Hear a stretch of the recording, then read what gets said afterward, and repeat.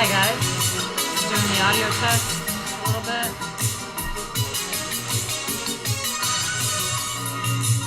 Hi guys. Alright, audio's working. How are you today?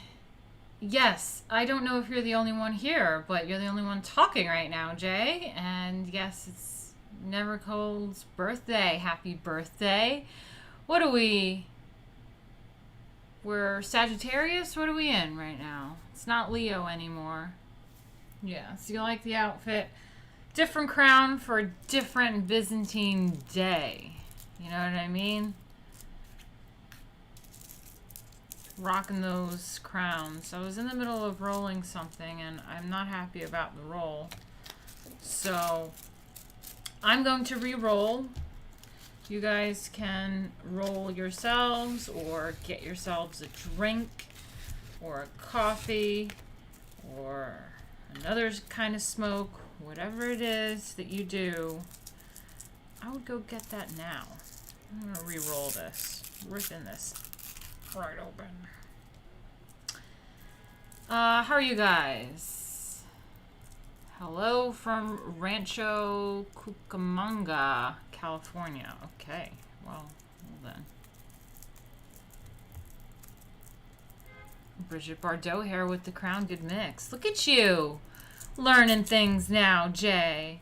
Bridget Bardot, yes. I mean, it's the only way to get this crown really to stay put, unless you like sew it into your hair, into your head, and have some sort of contraption, but I couldn't have fussed about with that right now for the stream. It's not that serious, so I just put a little bouffant, a little bun, and just plop that crown right in there and let the hair hold it up. It would totally fall off if I, like, you know, flip my head over or something, but okay. Hopefully this round 2 of rolling is better. I'm usually a really good roller, but these papers are the, like, raw papers, a little slippery on my table, so it didn't get a good grip. There we go. And I just put paper down on my table instead so it can grip to the paper and it's much better. There you go. Although some shit fell out. Oh god, there we go. Messages.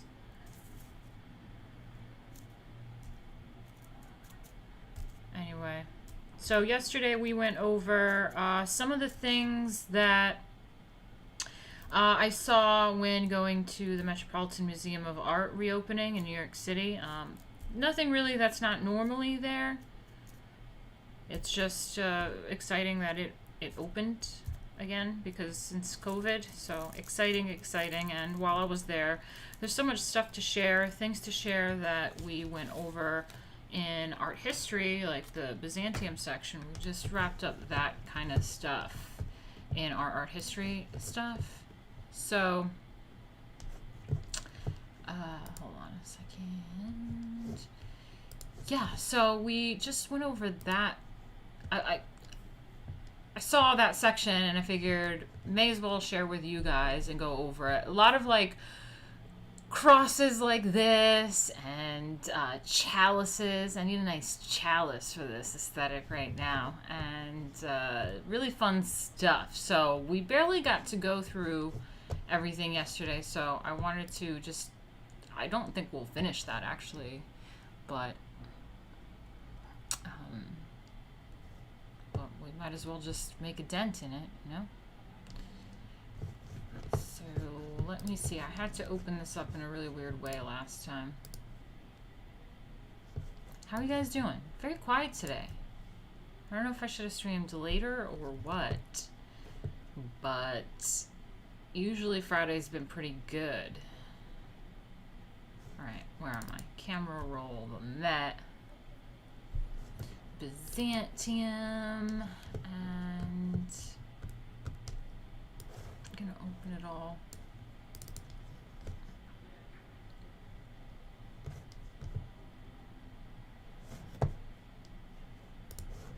Give me a second. Sorry, sorting this out for you guys. There we go. Yeah, we went over, I mean, look at the jewelry. Look at this. I just need some bracelets and necklaces to complete my look, and rings. How Byzantium. I even have gold in the background here. A lot of crosses, a lot of relic stuff. Relic crosses, gold, bejeweled things. This ornate icons. Illuminated manuscripts and whatnot. Mosaics. More crosses. Some treasures. Some lost but found treasures from like the year 500. It was found in like 1900s. Crazy. Look at these chalices. Amazing. Need it for this look.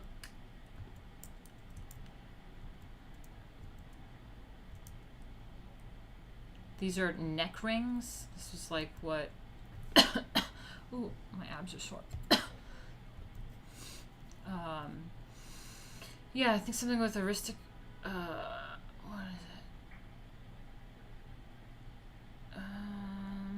Yeah. Symbols of divinity or high rank. Cool sword, copper sword, mosaic. Talk about these crosses, which I love, and jewelry. Love it, love it, love it. There's this opus interstyle, which is a technique, punching holes into stuff to create a design, which they talk about a lot. It's a technique used.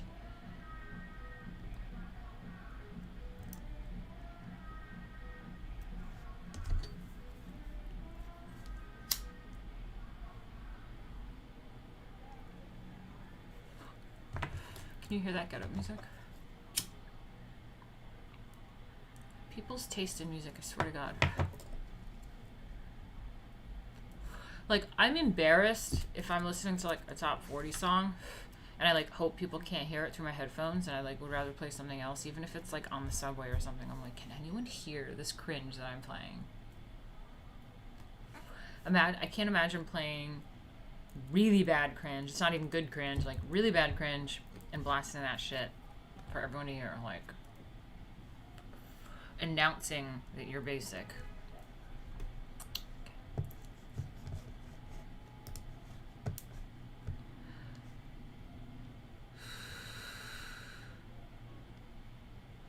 Yeah, it always seems the crappier the music, the louder people play it.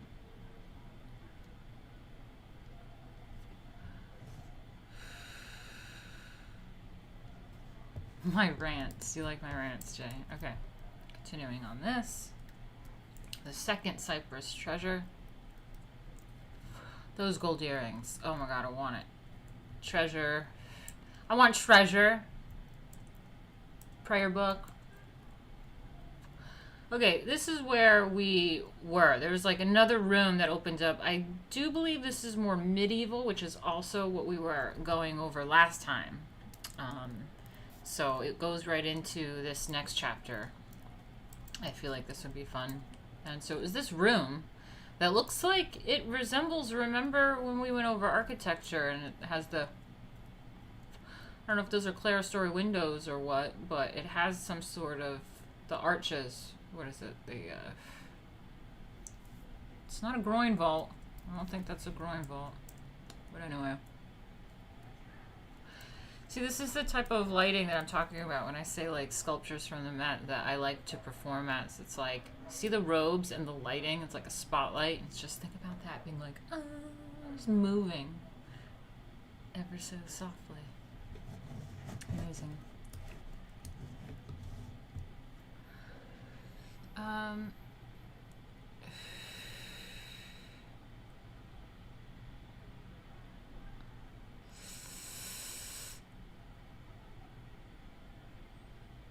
Matthias says it's like the meme where the dude's using headphones and a girl who looks at him asks, he looks so interesting. What is he listening to? And it turns out to be an anime opening. Groin vaults, fat penis would approve. That's true, that's true. You think that was a groin vault, Matthias? Okay. So what do we have? We have the Eynard, Virgin, and Child. This is French, 1335 to 1402. It's a limestone with traces of polychromy, South Netherlandish, carved about 1370 to 1375. And it's from the Church of St. Just Arboris. Private collection, London. Oh, so is this temporarily here? What's going on here? Private collection. Again, who the fuck owns it? Something we learned in the last stream is that J.P. Morgan Chase, or J.P. Morgan, J. Pierpont Morgan, owned a lot of relics and lost treasures. A lot of that was donated from him, which is fucking crazy. What was he doing with all these treasures and relics? Like, he had the relic of Mary Magdalene's... Was it Mary Magdalene? Mary Magdalene's fucking tooth in a piece of crystal. What the fuck are you doing with that, buddy?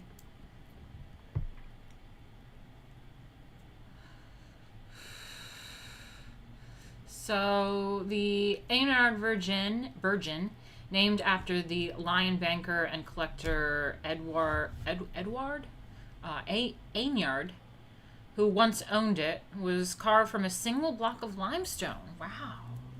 Wow. Single block of limestone. Look at that. Likely for prominent location in a religious foundation attributed to the artist André Benevue, who worked for both royal and aristocratic patrons. See, that's what we need. We need patrons of the arts, man.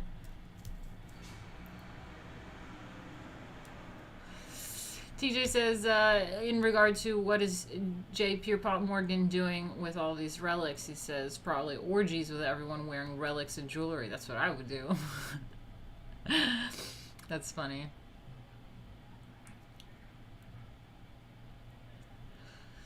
Stephen Forex says, bankers are well versed in the occult and symbolism. Why do you think that they put so many pyramids on top of skyscrapers of so many banks' offices? Sculptures are among my favorite art pieces. Me too.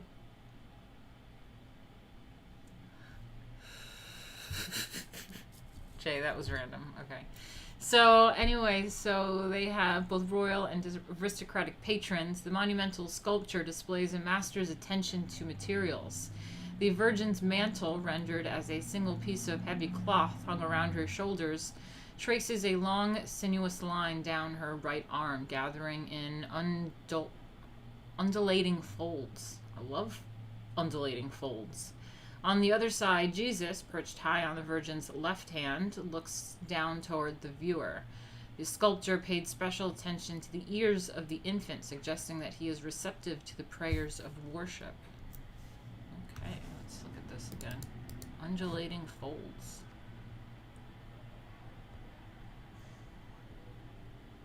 Alright, his ears, I guess. Got big ears.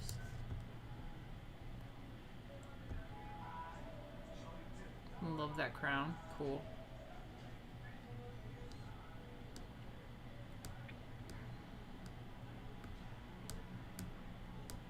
Love the folds of the fabric. Look at that. The little tendrils. So nice. Look at that. Ooh.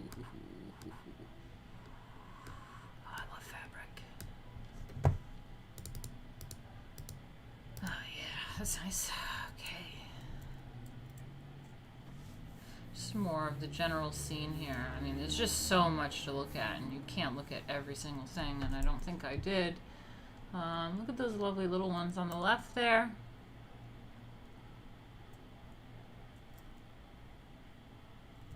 That's true. Dan says he finds it strange that we always portray Jesus as a baby, and Jay says it's always made babies look super old or like full-grown adults.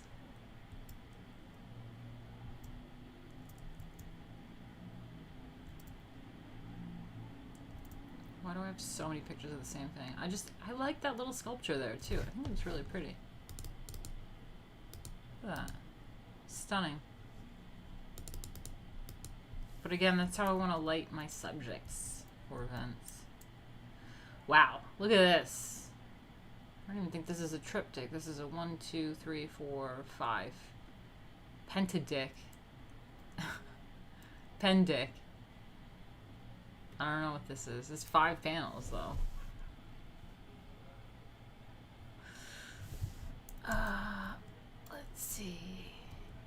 think that's what this is. It says Master of the Saints.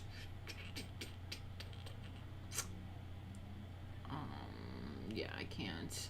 This fully intact altarpiece was perhaps commissioned by the Guild of the Load Bearers in Burgess for their chapel on the Onze Lieve Church of Our Lady.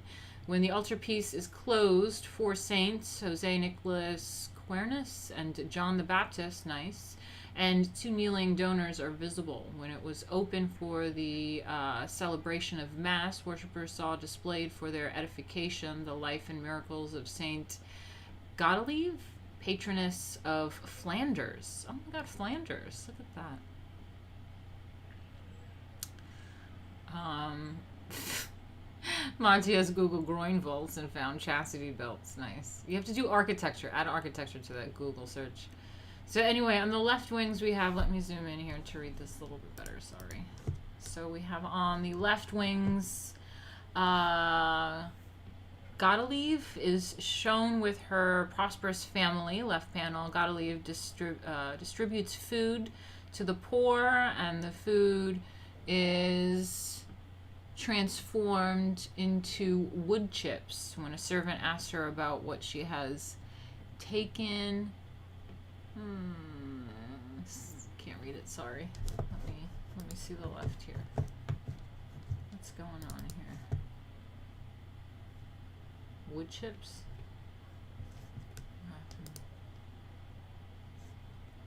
Center panel. In the foreground is the feast of the Count Boulogne within the background, Godelieve giving away the delicacies for the feast and their subsequent replenishment by angels.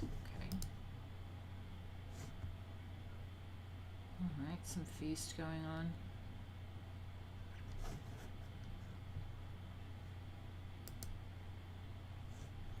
And then we have center panel middle. Oh, okay, so that was center panel left. Feast. Center panel middle. We have Godelieve is married to the wealthy landowner Bertolf. I don't know about this story. What is going on? Yeah, that's them getting married.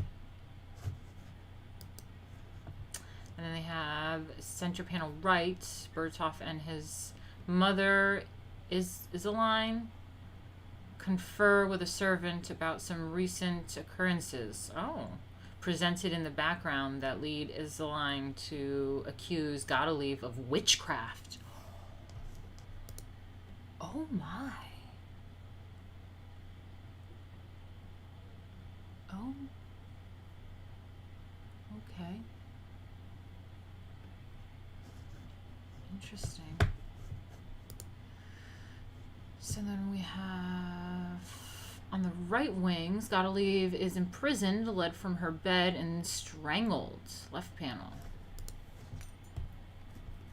Okay. What the fuck is this story?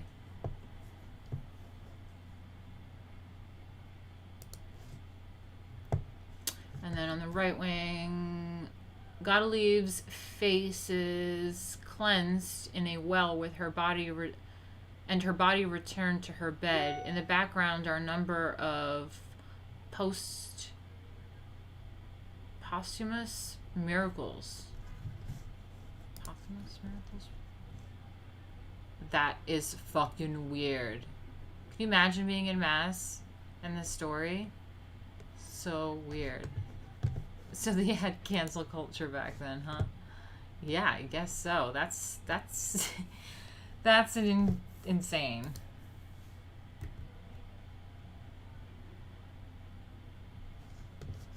That's insane.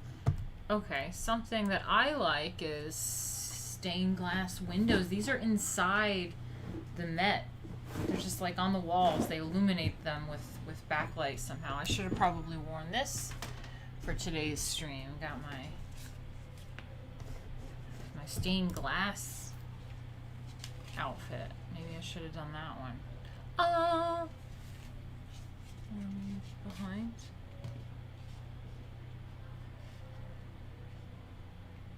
I don't know. place doesn't fall off.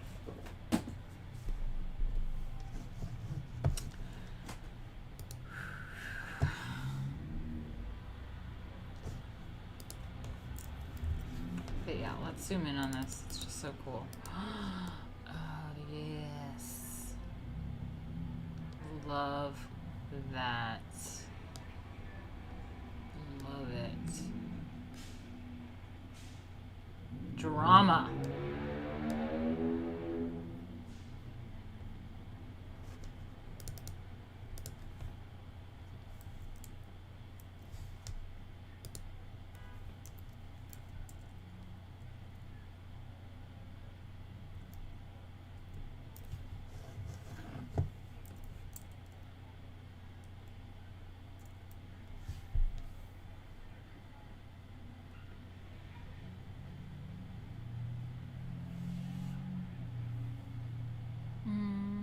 Yeah. Misery says, I still think it's amazing the Notre Dame stained glass was saved. Yeah, that is, I think, also the biggest stained glass piece at the Notre Dame is that big mandala that they have, the rose. I think it's a rose window or something. Yeah. They looked hammered as fuck in the stained glass. That's true. Look at them. Oh, that's a different one. Cool. So cool. Ooh.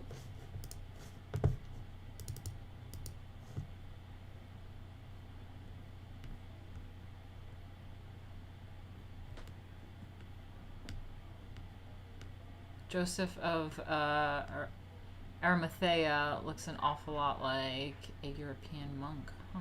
Yeah. Look at all that drama in this guy. Damn. He's even got gloves and this cool scepter. Awesome. Alright, then we have this sculpture, which has a description. So it's the Paella with donors. It's limestone with traces of polychromy. French, carved about 1515. And it's a gift of J. Pierpont Morgan in 1916. Here, Mary's grief over Jesus' sacrifice is communicated through simple gestures. Let me zoom in on this a little, sorry.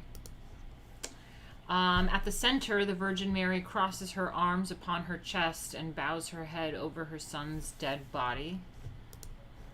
Let's look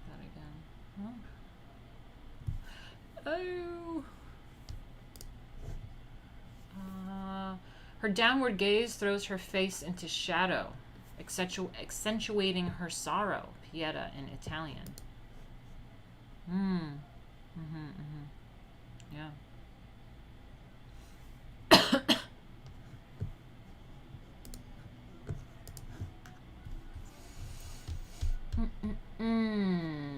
Surprisingly, the scene is witnessed by two individualized figures whose clothing identifies them as a bishop and a knight.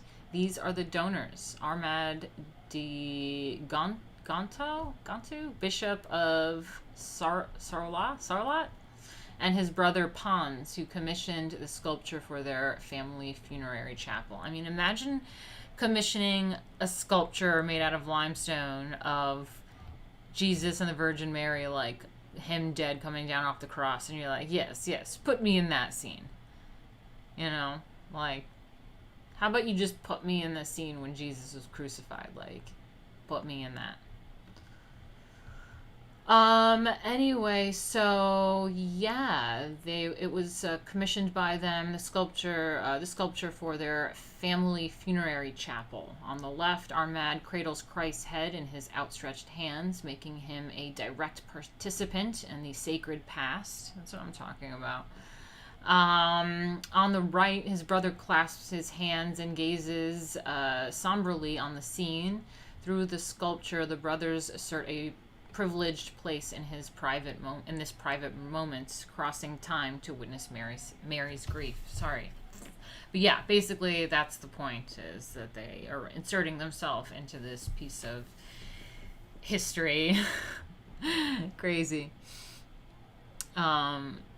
Matya says, the person who commissioned that piece must have had serious self-confidence issues. Jay says, it was like a self-insert comic book. JP Morgan must have had some elaborate yard sales, that's for sure. I mean, look at this. Look at this with the shadowing and the lighting and everything. Like, wow. Oh my god. Insane. Sorry, let me just double check something.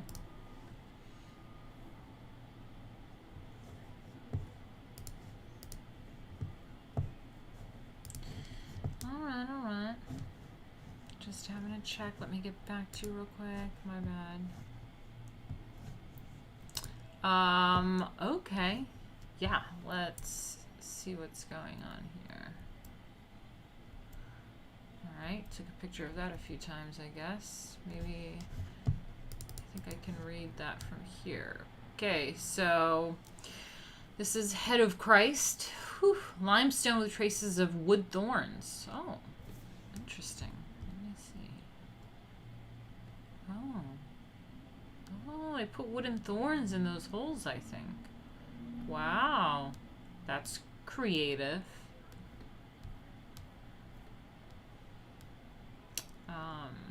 So this is late 15th century.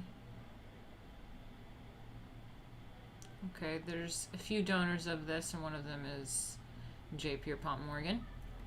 An intense interest in physical expression is a hallmark of later medieval art. Here the sculptor has blended carefully observed details like the furrowed brows punctured by thorns with formal elements like the rhythmic lines about the eyes and the subtle undulation of the surfaces of the cheeks. Undulation, okay?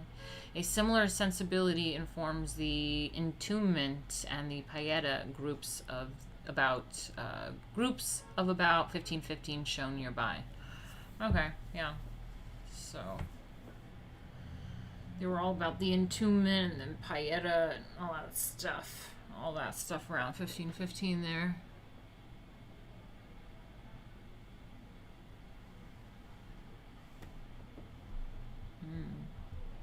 Yeah, Montez says that he feels that that bust could go perfectly with a vaporwave mix cover. True. The furrowed brows. Cool.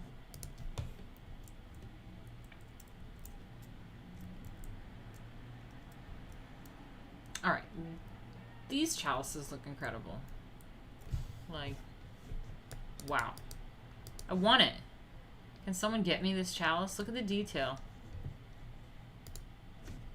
Does it say art? It should say art. Look at that. There's wings, there's keys, there's flowers and jewels. Look at that. Filigree. I want it. Look at the intricate detail of this. Look at that. There's like whole scenes going on in there.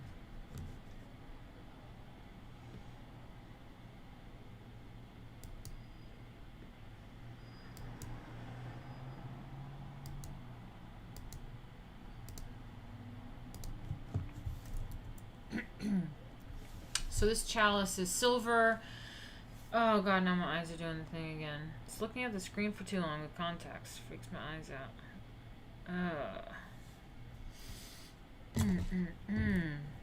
I need my chalice. Hold on a second. I need my chalice.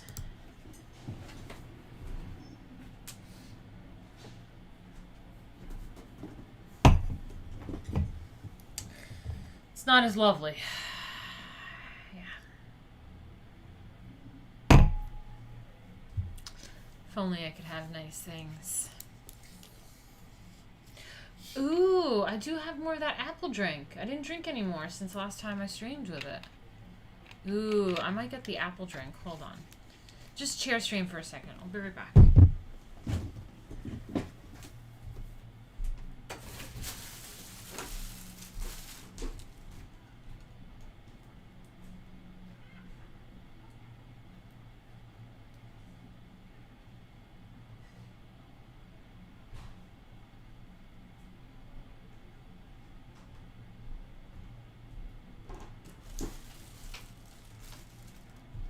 fuck, I should empty this, I guess. Oh, I have a cup here.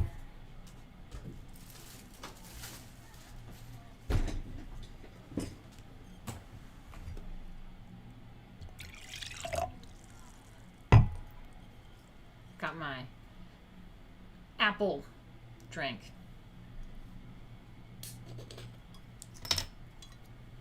It's like an apple beer. Is that like a cider? What is it? Ooh, shit. Hard apple. Hard apple juice?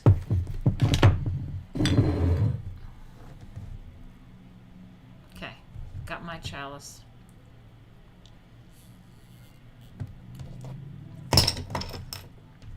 Now I just need to smoke in the other hand.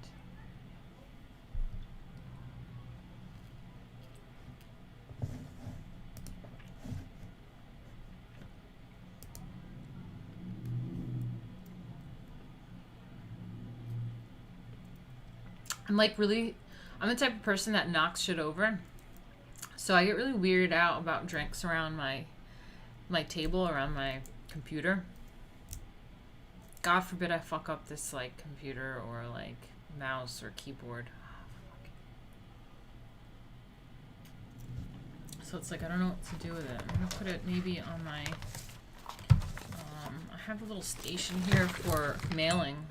So when I send out shipments and stuff, I have like a little printer area here. This is my scale to weigh things. So hopefully if I knock it over, I knock it that way. Oh God, it's just so stressful.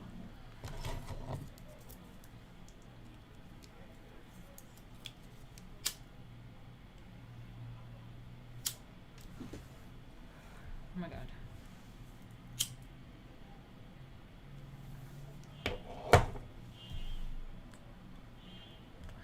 Should have background music. Speaking of background music, remember last night when my roommate had music playing? Okay, well I just gave it away, but basically after my stream I got one of those emails notifications for copyright for music and shit, and I was like, what the fuck are you talking about? And it was like some Spanish song or whatever, and I was like, I don't know what they're talking about. I was like, did I play music? I was like, the only music I play is my intro, which is my friend made it. It's not copyright music. I have permission to use it, and it's not like famous music or anything. And then I realized that it was the background music from when my roommates were playing music. Got a copyright thing. It's fine. I just can't monetize, but whatever. Yeah, isn't that wild? Crazy. Also, if Nevercold is in here, Nevercold, happy birthday. I hope you have a good one, man. You've been a long time buddy of ours in here, so just say hello if you're around.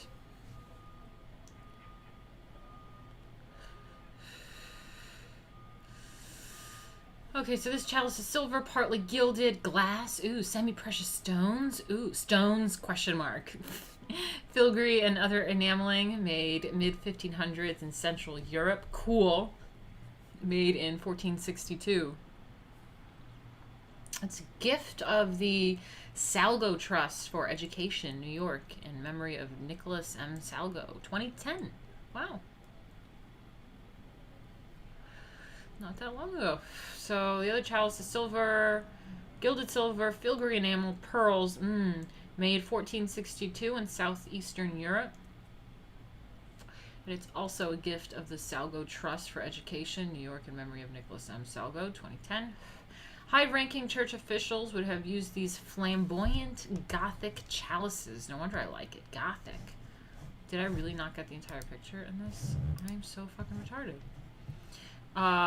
So high-ranking church officials would have used these flamboyant Gothic chalices on special occasions. I want it. The delicate filigree enameling became associated with the term modo transilvano, or in the Transylvanian fashion. I like it. Gothic, Transylvania, chalices. Fuck yeah. I am all about that.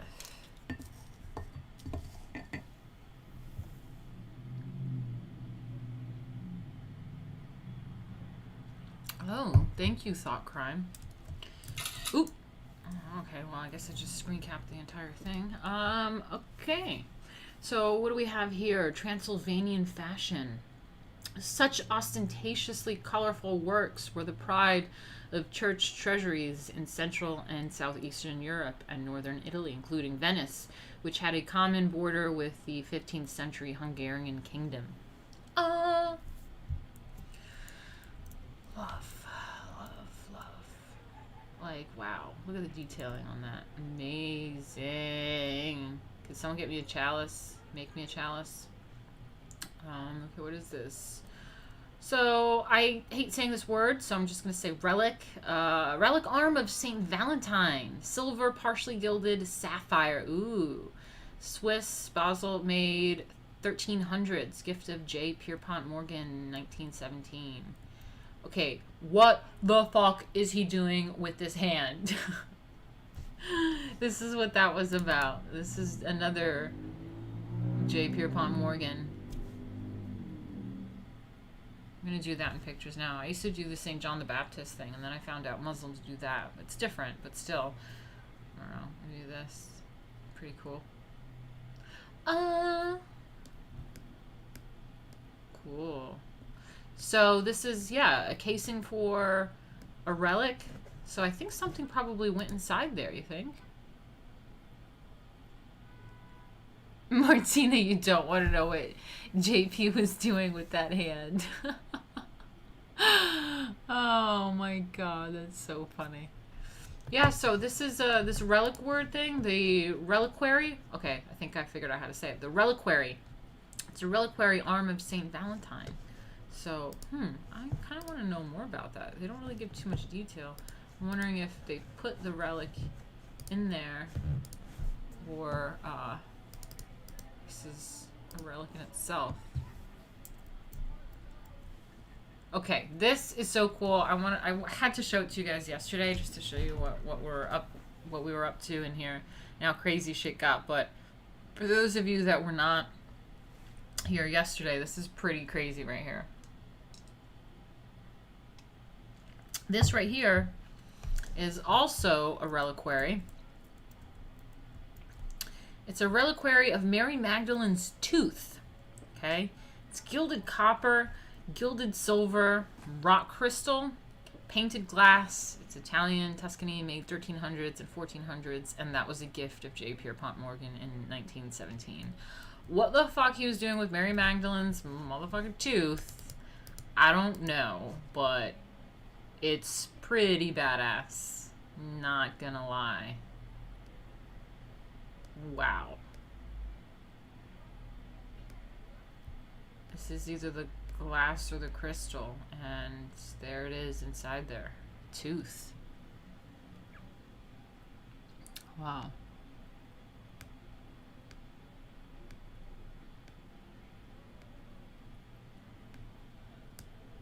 Yeah, that's right, Thought Crime. He says, in regard to the hand, he said, looks like the body part was missing, but most are likely fakes anyway, but the vessel tends to be attractive. Yeah. But that's pretty wild, guys. That's pretty wild. That's at the Metropolitan Museum of Art there. I mean, wow. I'm impressed by that. I don't know about you. I just like couldn't get enough of it. Kept taking pictures. Insane. Okay. So now we've moved on to this. Did I not get information about it? Oh. I think it's a tomb. It's just some sort of tomb, I think. Grave, whatever. Little angels above there. We'll see if I nabbed the description. But these little trinkets, I mean, look at this. This is like some medieval Polly Pockets right here. Look at this motherfucking Polly Pocket right here. It's so cute. Look at this guy over here on the right. He's like, eh.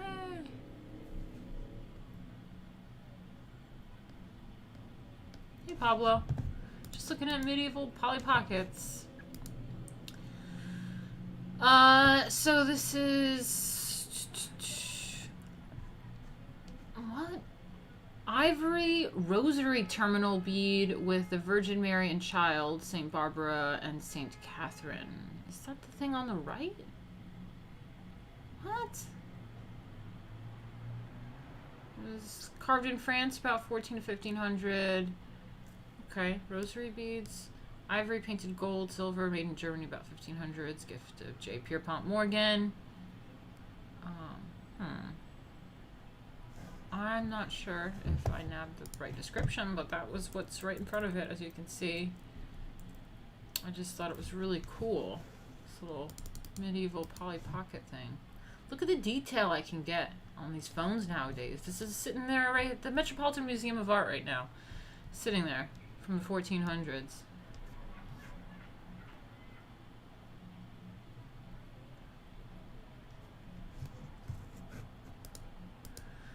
Thought Crime said having an extra healthy looking teeth laying around in the Middle Ages were good items to have if one needed dentures. That's true.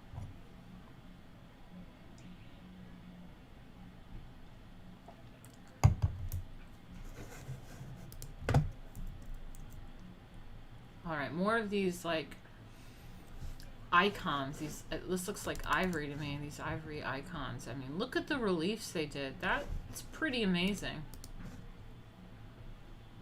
Look at this guy.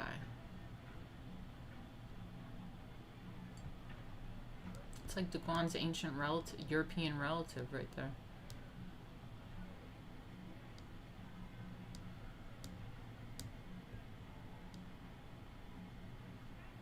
Whoa, they like are wrapping some guy's head. Are they strangling this guy too? Because remember the strangling picture of that lady had that same like crossing like that. But this time they cover his head too. It looks like Jesus is drunkly or like has a high smile. Does he not look like he's like smiling like a high dude right here? Looks totally stoned. These people, man, look at how they look. It's so funny. Alright, let's see if I found any description. Oh wait, let me look down here what's going on here. Oh, okay, we got the Last Supper going on and him riding in. Okay, we got Jesus riding in on the donkey or the mule, whatever. Palm Sunday, I think it is. We got the Last Supper. Oh, them washing Jesus' feet? Or no, Jesus washing someone else's feet. That's what's happening there. Something's happening here. Are these grapes or something, maybe? I don't know. And then we got the death of Christ here. They look like 80s claymation people. They do. They like, there's something funny about them.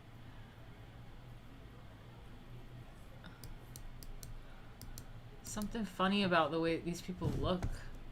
You know, like knowing that they're medieval people too. It's like so weird. Like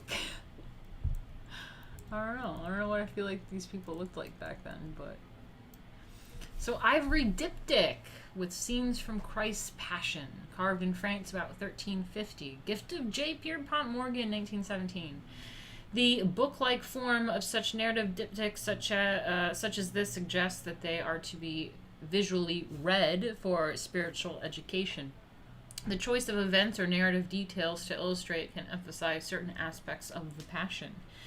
This example is unique among those displayed here, depicting the suicide of Judas along with the betrayal scene, bottom left panel. Similarly, kneeling figures of Longinus in the crucifixion scene, bottom right panel, emphasize his recognition of Christ's divinity despite his role in Christ's suffering. Okay, let me take a look at those. So we got Judas on the bottom left panel. Let me see. Oh, I see it, right? Is that Judas on the bottom left? Here? And then what was the other thing? Bottom right emphasizes the kneeling Longinus at the crucifixion scene. Oh, I see it. Okay, cool. It's a medieval comic, says Pablo. That's so true. Yeah. Dan says, imagine what people in 500 years will think seeing the crap on Cartoon Network right now. People look weird back then, says Pablo. They do. They really do. I think the women look really weird when they have that hairline that looks like one of those black ladies that wears, like, weaves too much, where they, like, get that hairline that's, like, all the way back here. Matias, I'll see you later. Thanks for coming in here. Skinless Frank. Late arrival. Oh, man. You gotta catch up. You gotta catch up. We went through some fun stuff. Saw a relic of Mary Magdalene's tooth in a really cool display. Thought Crime says, did you get any photos of the Bell's Cures book by the Lindbergh brothers? Pretty sure it's at the Met. Oh, wow, that's so interesting. I would love to see that. Holy shit. I gotta look that up, too. Oh, thank you. Such a good suggestion. Glad to have you in here. I don't know if you've been in here before. But, yeah. You know, something about the Lindberghs, too, is I used to work when I was 16 years old in high school at the old Rhinebeck Airdrome. Yeah. And they flew World War I aircrafts, biplanes and triplanes. I worked in the museum. I did tours. I did their register and worked in the office, did all sorts of stuff. I handled the gift shop. And it was really fun. I learned a lot about stuff. And I remember the Lindbergh plane or something we have or something in there. I remember learning some of that history. Cool. That relief sculpture is retelling the founding of the Church of Taquan. This is Taquan's comic. Oh my god, so ridiculous.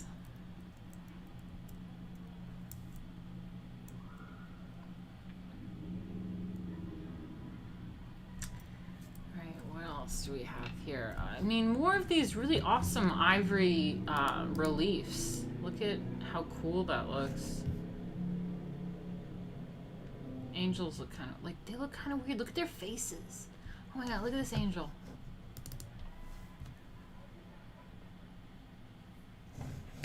Look at the stink face.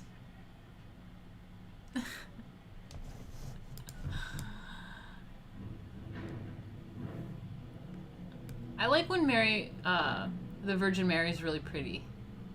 I like when she's pretty. Like, look at this face. It's kind of evil looking.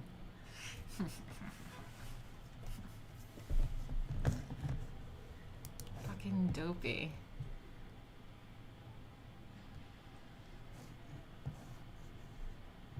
Bye, TJ. Nice to see you. Come by again.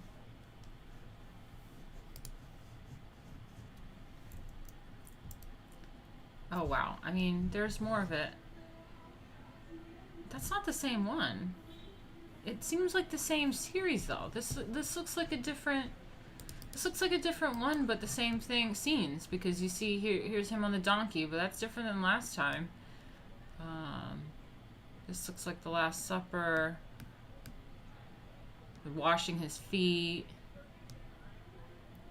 Something again with these... vines or whatever is happening. It looks very similar to the last one.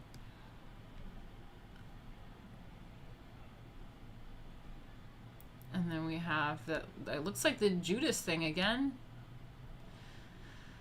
And this time you don't have the kneeling guy, but that looks like the Virgin Mary there to the left. Yeah, cool. Steven says, oh, Skinless Frank says, this reminds me a lot of these sculptures in the Fitzwilliam Museum in Cambridge. Oh, I love Cambridge. Yeah, I've done a photo shoot there. I had no idea you were British. I wish we had met up when I was out there. I lived out there for 2 years. Damn it. A lot of the works that you made of me was when I lived out there. And I feel like I just came back, but apparently it was like almost a year ago. It was in December. Weird. Yeah, such care and attention to detail is astounding. Hey, Sergeant Wheatbucket. How are you? So this ivory diptych with scenes from Christ's Passion carved in France, possibly Paris, about 1350 to 1375. These Passion scenes closely correspond to both Parisian manuscript illuminations and to sculptural examples because a large number of similar diptychs survive It is thought that a single Parisian workshop produced them. The narrative reads from left to right, bottom to top. The entry into Jerusalem, we saw that, the Last Supper, Christ washing his disciples' feet, and the agony in the garden. That's what it is. It's a garden. I knew they looked like plants. Agony in the garden. Does anyone know what that story is about? I wish I had an assistant right now to be like, look up agony in the garden while I continue. The betrayal of Christ and the crucifixion. Yeah, a lot of similar ones. Okay, my butt is hurting me. This goddamn chair sucks. I need a pillow. This chair is so terrible. Oh, so much better.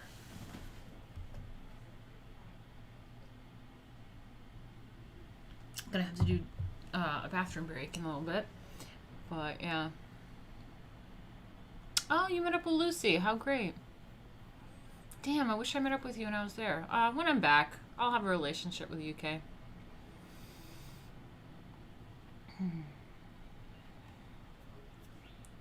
The agony in the garden, says Jay, is when Jesus is weeping in the garden the night before his execution. Oh.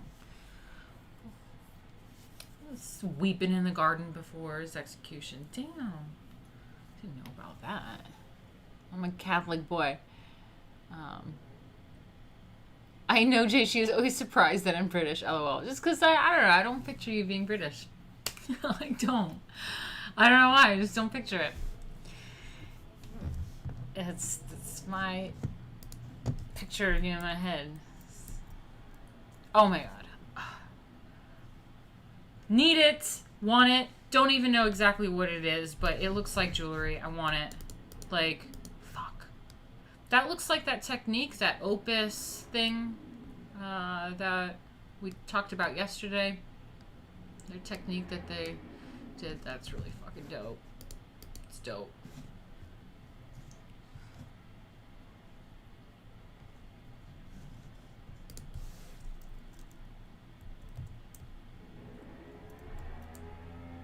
There are no British on the internet, says Pablo.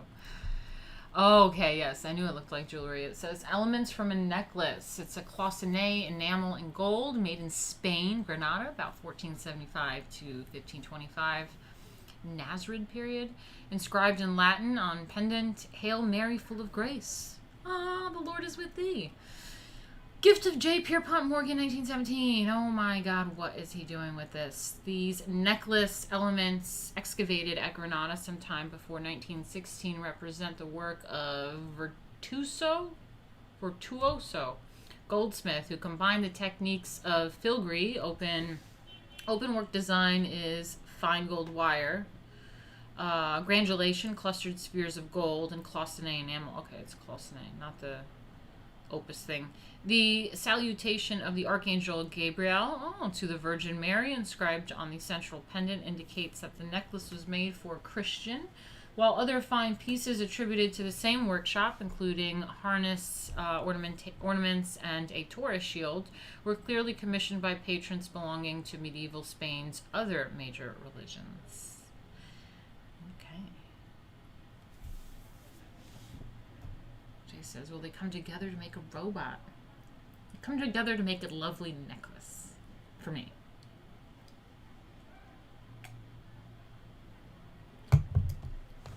Cloisonné. I think that's how you say it. Cloisonné. Shit.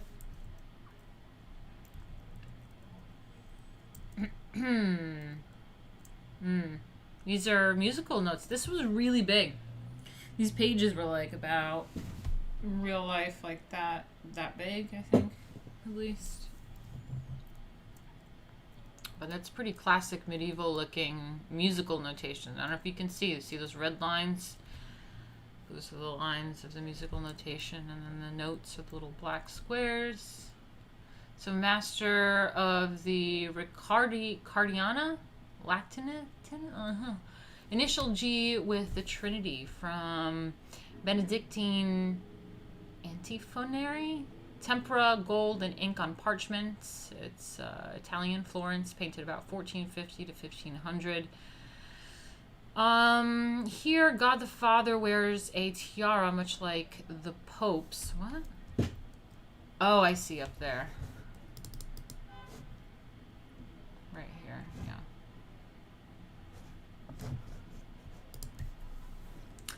yeah. His voluminous robe and capacious mantle provide only a mere suggestion of a body. Rather, they serve as sumptuous backdrops for an image of the crucified Christ. What? I'm not sure if I see all that. Oh, I do. Okay, I see a dude with a headdress and then Christ inside of it. Okay. Making sure I'm reading the right thing. Seeing something and something that's not really there. That'd be super embarrassing. Anyway.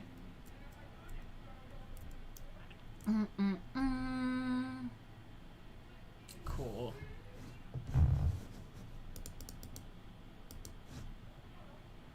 I mean, that's pretty ornate for a little bit of musical notations here. Attributed to Cosme Tura, 1430 to 1495. Initial V with All Saints from a Franciscan antiphonary. Tempera gold and ink on parchment, painted in Italy about 1450 to 1460. The group of saints gathered for the Feast of All Saints includes Franciscans clad in characteristic brown robes. Here, the illuminator. So that's what they used to call artists. So Pablo is now hereby referred to as an illuminator, or the illuminator. Jay is an illuminator, so we called them. Okay, they're illuminators.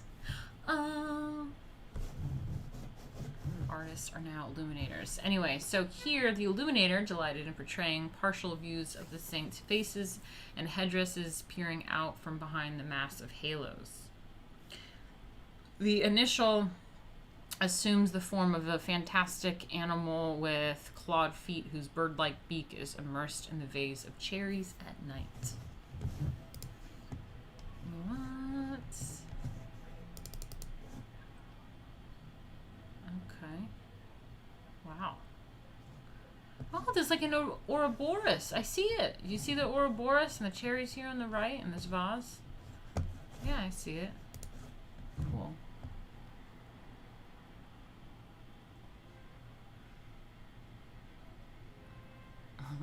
Pablo illuminates the titties. That's right. Other major religions besides Islam and Christianity, what was there?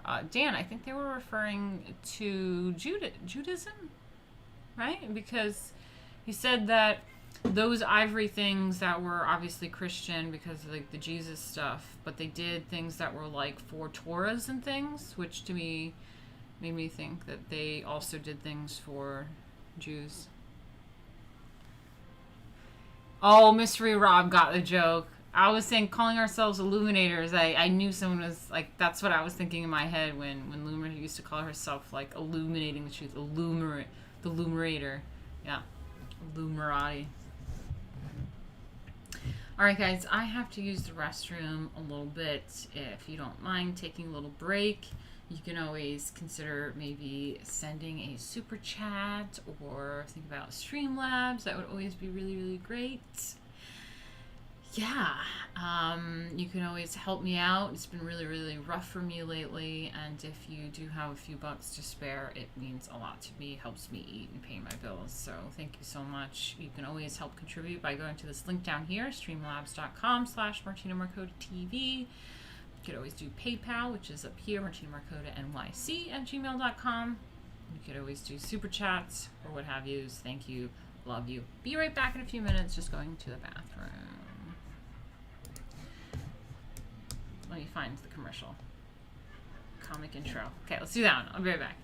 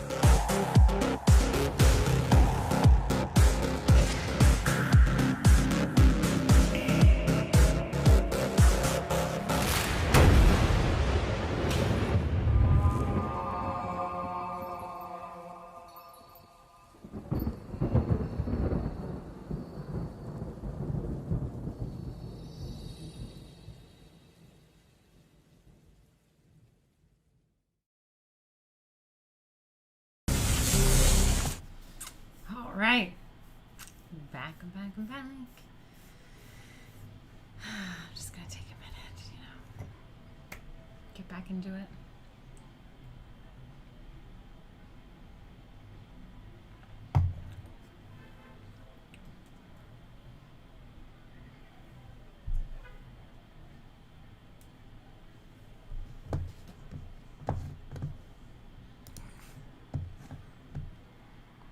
Hi, Sam Jarvis. Nice to see you. Yeah, I mean, I've been streaming for a little over an hour now. Let me close my door.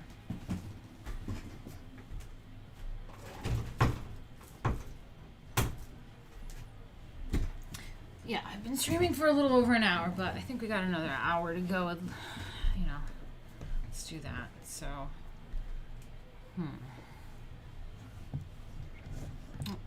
Let's see. What are we looking at?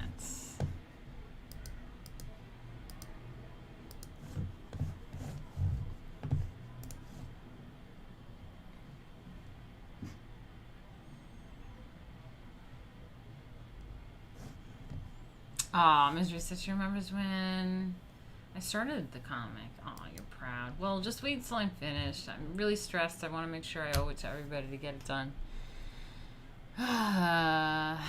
Yes, Sam. You do have time. I'm going to just take a minute, drink and smoke for a second, enjoy. Figure out who's here tonight. Let's do a little roll call. Who's here tonight?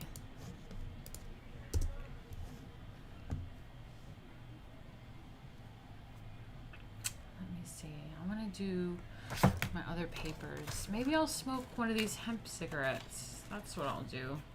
0 THC.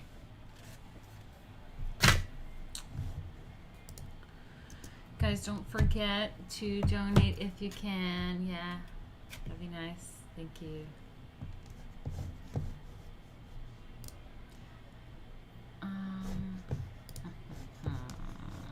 Where am I?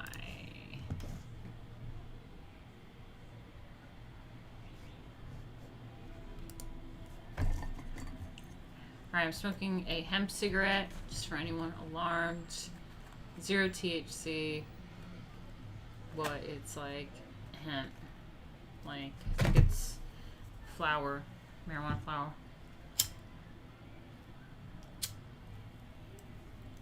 They last quite a bit.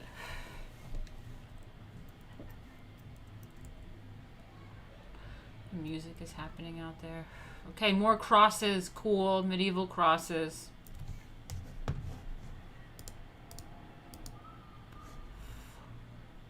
Let's look at this. I like the green. I'm a fan of green. Very nice. I'm gonna get a copyright strike from the music in the background.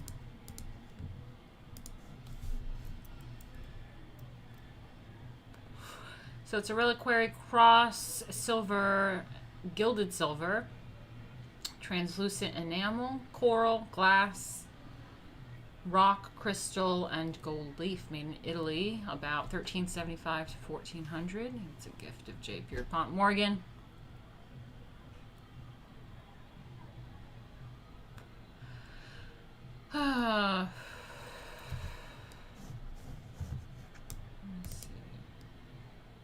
Did I really not get the full description? God damn it.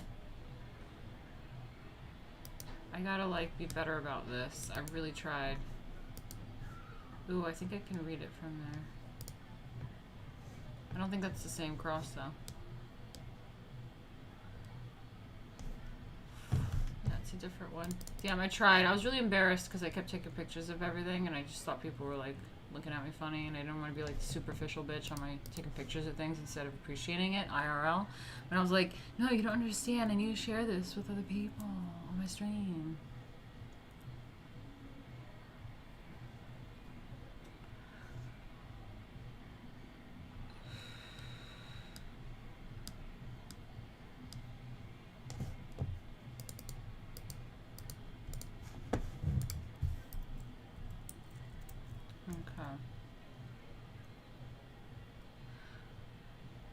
So this one is another reliquary cross, translucent enamel, silver, gilded silver, rock crystal, glass, and iron, made in Italy about 1366 to 1400, and it was a gift of J. Pierpont Morgan in 1917, as usual. The convex rock crystal at the center once sheltered and magnified a fragment of wood believed to derive from the true cross. See, there you go. It's a reliquary, so it holds some sort of relic. So I guess there was a magnified fragment that held, like, magnified a piece of wood from the cross of Christ. The whole is sumptuously decorated in translucent enamel with images of the life of Christ on one side and saints linked to St. Francis on the reverse. Enamel beads imitating lapis lazuli and rock crystal add to the overall richness. An intensive conservation effort was completed in 2003. The deterioration of the enamel had made it impossible to display the piece for over 30 years. Wow! That's a pretty new restoration going on. Conservation.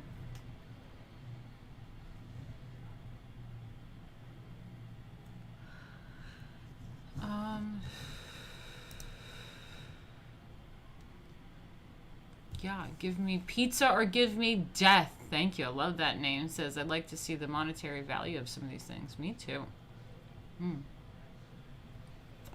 That was what was interesting about the book fair. I could show you guys pictures of that too, but I went to a rare books and manuscripts fair, and it was really cool because they did show you the price of it because they were for sale. I mean, I saw the Mutus Liber, that was on sale. There was pieces of really fantastic works that were for sale, but yeah, seeing the prices of stuff was really interesting to me as well.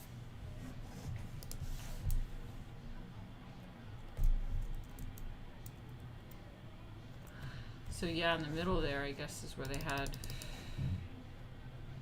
a piece of wood from the cross. It's pretty crazy, not gonna lie, even if it's fake. This is really cool. This looks like a, it's not a mantle, what's it called? A lamp. This looks like a lamp from some sort of cathedral. I'm sure we'll read about it, but yeah. Just take a look before we read a little bit.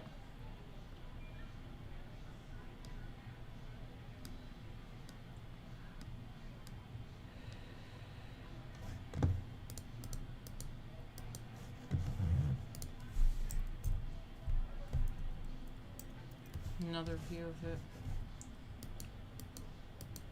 it. Lamp ornamentation.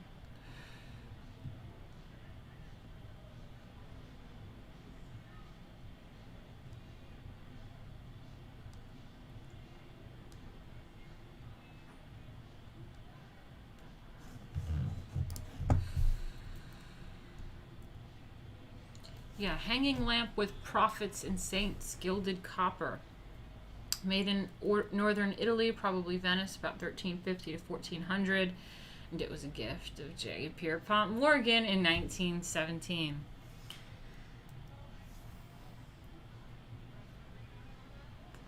This spectacular example of goldsmith's work has been attributed to Giovino di Grassi, an artist active in northern Italy. Certain elements prompt an attribution to Venice, which received strong stylistic cross-currents from both northern Europe and central Italy. The piece is closely connected to other works that blend prophetic figures with twinning vines to recall the tree of Jesse, a motif representing the line of Christ's forerunner. Furthermore, the lamp inherently produces light, symbolic of revelation and education, so that the function of the object dramatically describes the theological significance of its subjects.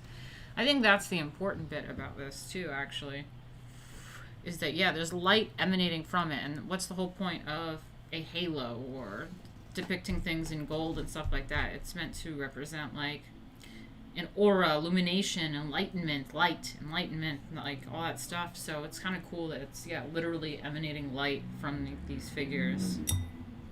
It's cool. If I could figure out how to walk around with a permanent aura, that'd be cool. Just like backlight, constant backlight. That'd be really cool.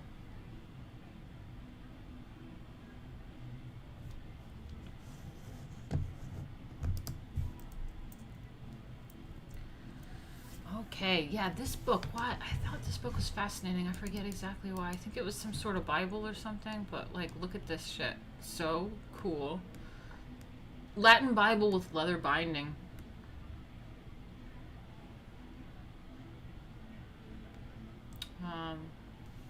Printed on paper at Nuremberg by Anton.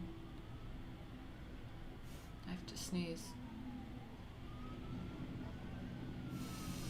I have to sleep.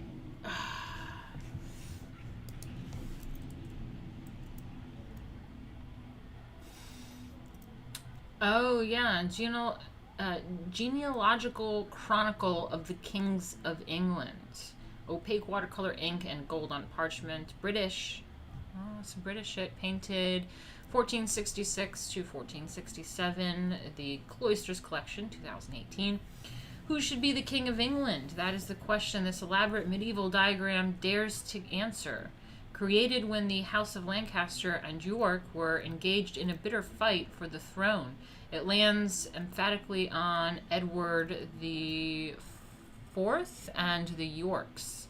With efficiency and bravado, it places Edward within world history, tracing his lineage back to Adam and Eve and linking him to the great ruler of history. How could Henry VI, Edward's rival, possibly compete? Wow. So, oh, I think I accidentally added some of that, wait, hold on. Let me find it. I have a picture of it. It's at the end of my thingy-majigger, though, so let me go find it. So, if you want me to continue, I can. But hold on. Let me find it.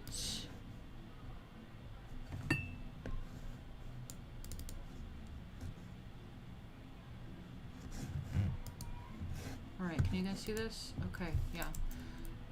Oh, wait, why did only two things show up? But yeah, this is the genealogical thing, the king. So more of these are supposed to show up. I don't know what's happening. Oh, here we go. Can you see this? No, you can't. Hold on. Hold on.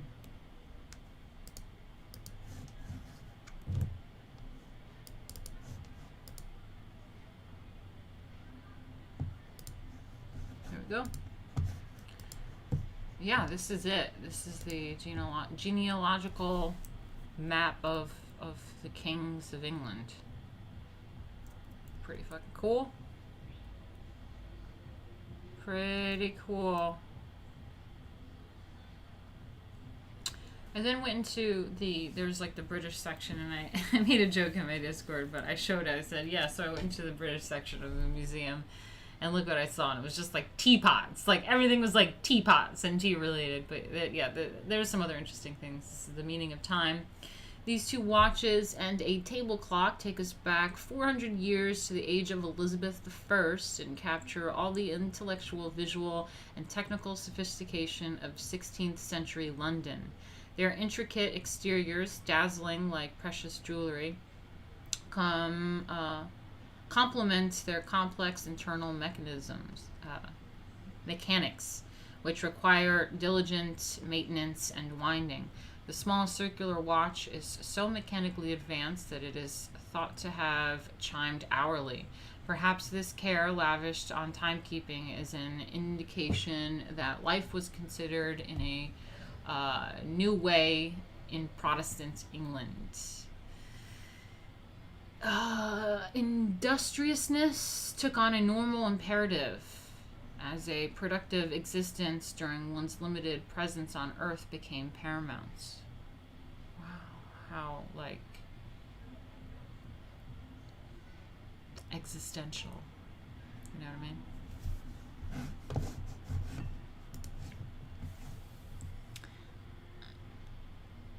Our teapots are not for your titillation. Thought Crime says, illuminated manuscripts are always fun. If you're in New York City, there's a great seller in the area. Less and luminous. Ooh, cool. Super pricey, but many interesting pieces. Good website. And also an okay-ish YouTube channel. Cool. Cool.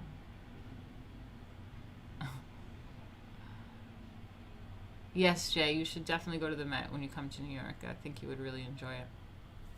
There's a lot of other interesting things too, but I love the Met for, I mean, look at all the crazy ancient shit that it has. I mean, it's amazing.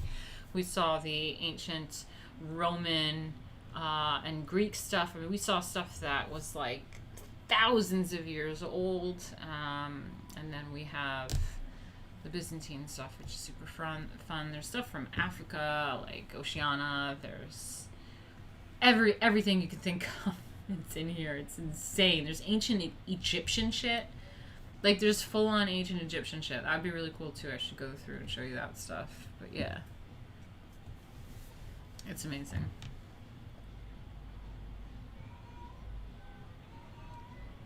Oh, my God. This fucking cat is now howling. I hear the cat. I hear the cat howling. So let me just take a close-up look. I think I blew out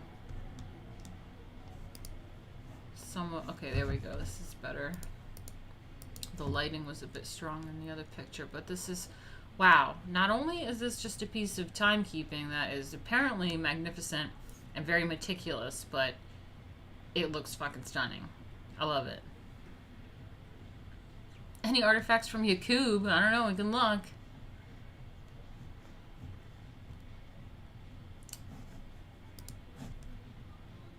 So beautiful.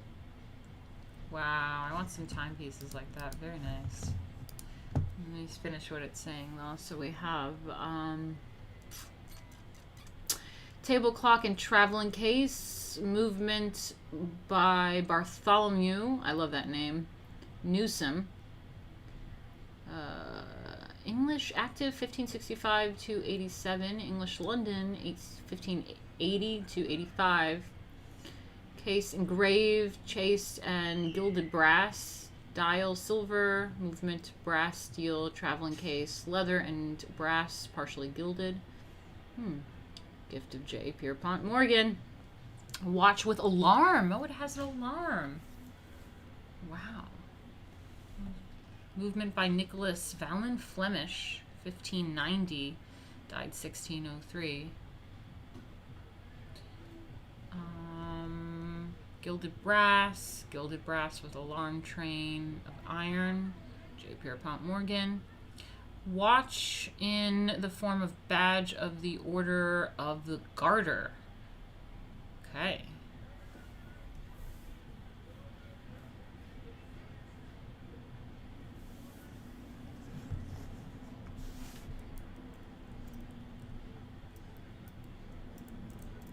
Oh, okay, that's all I put in for that. Let me see what time we're at here. Okay, 1 hour and 30 minutes. I don't know. Should I continue, guys? Or just call it a night? I finished the Byzantine stuff. I have more from the Met, though. Can do more of the British shit if you want. Someone can also do a super chat or Streamlabs donation if you want me to continue, maybe. That could be fun.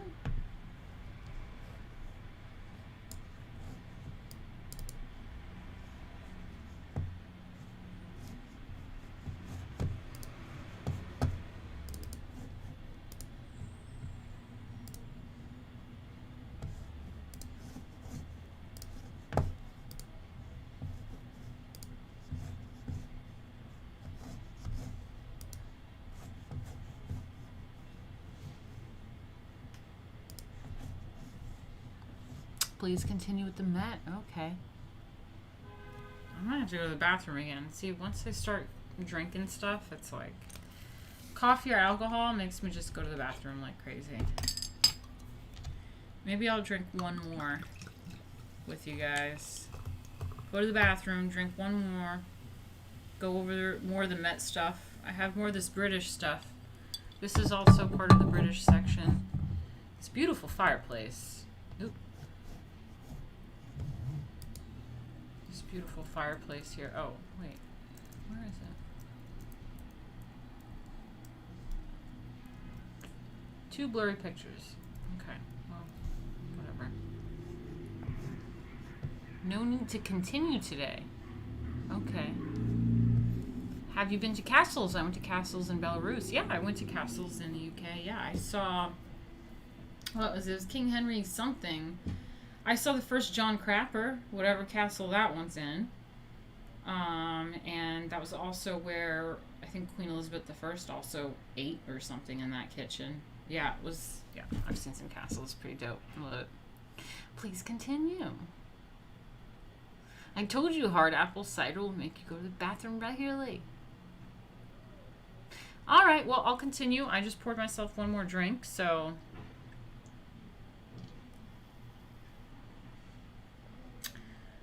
I don't really like to drink, like, on my own, so, poured it out. So I'm going to spend it with you guys, but I have to go to the bathroom, so deal with a commercial, a little bit more. I'll be right back. Don't go anywhere, because I'm staying for you, so you better stick around. BRB.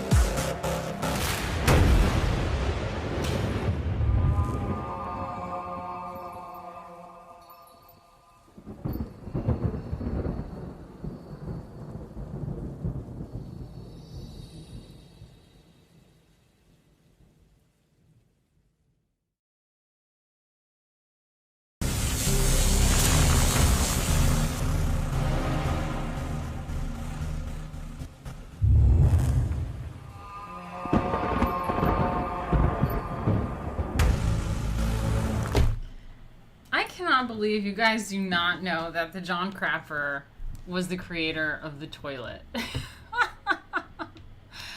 Yeah, dude. I saw the first John Crapper. It means toilet. It was literally a velvet. It was a velvet toilet, like velvet seating, if you can imagine, from like the Middle Ages or some shit. I don't know. And it was, yeah, designed by John Crapper. That's why it's named Crapper. Let me show you guys a little something. Probably show you what it looks like. I took actual pictures of it. It was really funny. It's like a red velvet, like, toilet seat with like a wooden like trunk to it and a spotlight. And there's just like a spotlight on this toilet in this. Yeah, it's in the castle. John Crapper. Let me find something.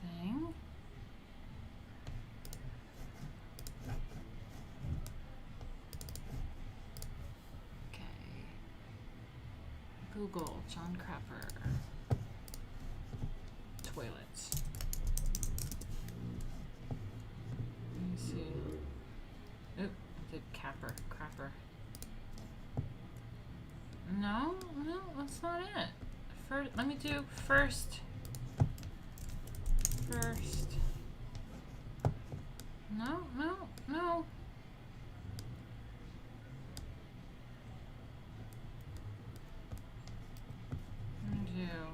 Let me see.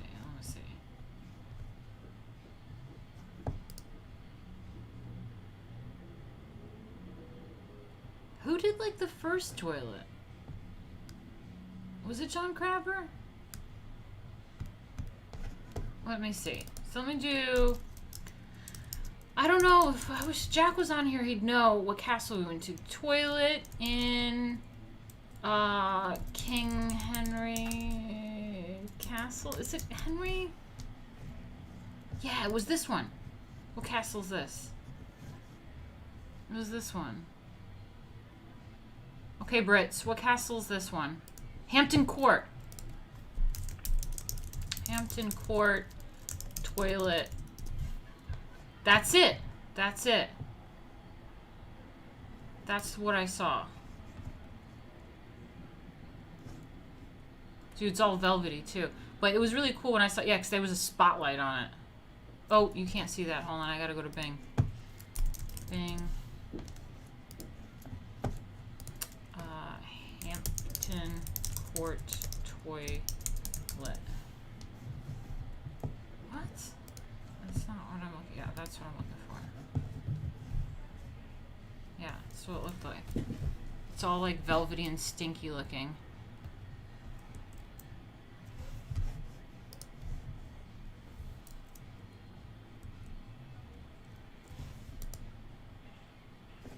Yeah, man.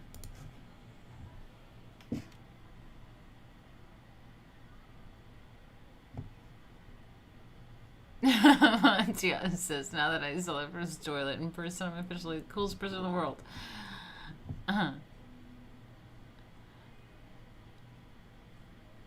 Oh my god, Mystery Rob, that sounds fantastic. He says we should do a stream together on dancing fever. When people across Europe started dancing until they died, nobody believed me about that either. Wow.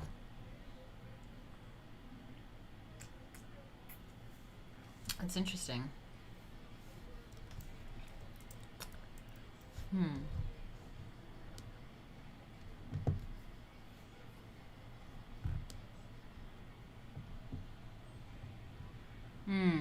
I think the crapper was the first toilet with the swan neck, which held some water, stopping smell coming from the drain. So interesting. That's why they call it sitting on the throne. Hey, Stephen 4X, I'm glad you're up late watching this, watching these British royal toilets. Oh my god. Alright, yeah. Just give a few more looks at that. Maybe I want to read a little bit about it. Hold on, let me see.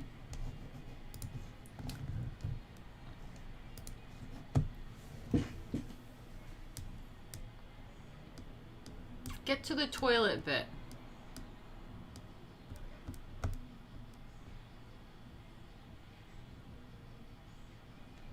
Alright, it looks like the King Henry the 5, 6, 7, 8th Henry VIII's Pleasure Palace, Hampton Court.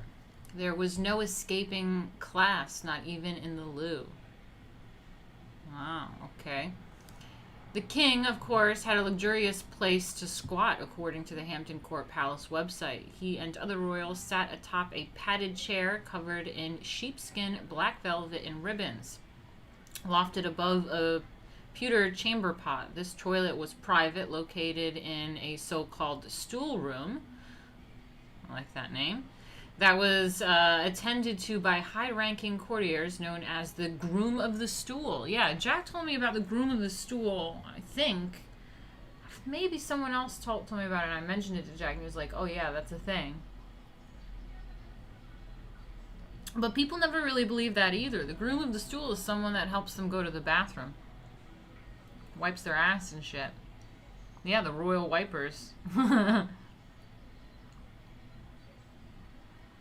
The girlfriend, what are you watching me? Old toilets. Their job was to wipe the king's backside. I mean, can you imagine him doing that himself? It was a privileged, well-respected gig to handle the monarch's waste. Apparently the groom would even take notes on the sovereign's movements.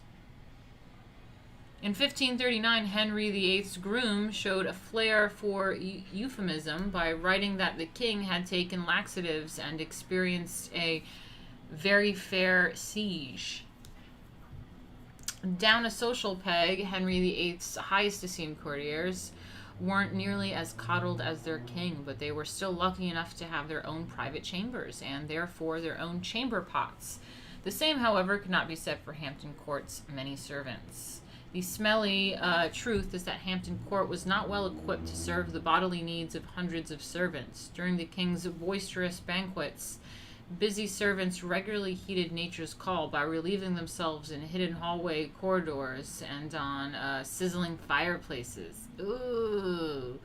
In the kitchen, the boys assigned to turning the spit were commonly found interlarding with their own grease to help the drippings. The walls reeked of urine so badly that, according to historian Lucy Worsley in her book, If Walls Could Talk, the palace management would have crossed chalk onto walls on the hope that people would be reluctant to desecrate a religious symbol. Okay.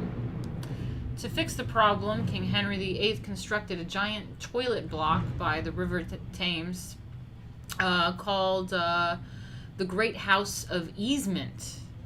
So what I'm going to call my bathroom, the Great House of Easement. The king was no slouch at deploying the occasional use of euphemism either.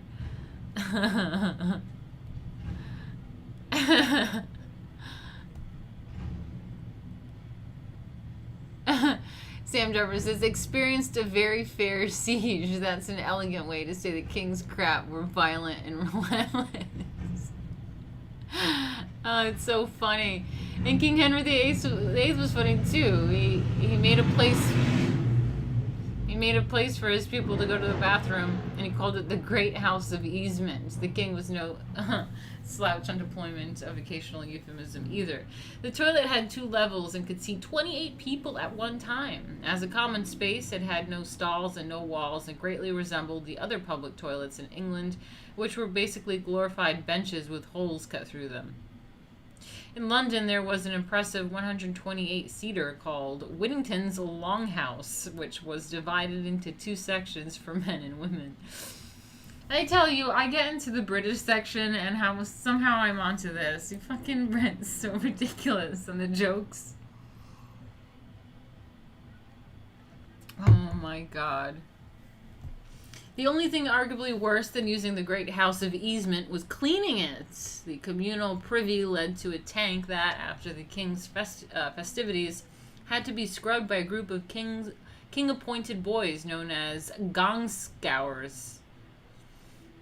In 1995, Simon Thurley, then curator of historic royal palaces, told The Independent, after the court had been here for 4 weeks, the brick chambers would fill head high. Cleaning your home's toilet doesn't seem like such a chore after all, does it? Jesus fucking Christ, you people. Oh my god.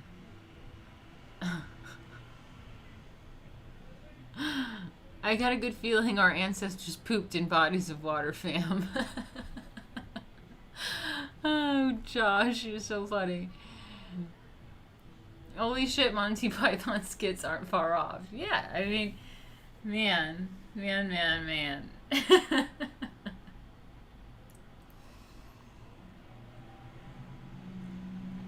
mean, I feel the pain because I have to go to the bathroom all the time. It's like a serious problem I have. So I feel that like serious urgency of like needing a bathroom and being a woman at the same time. It sucks.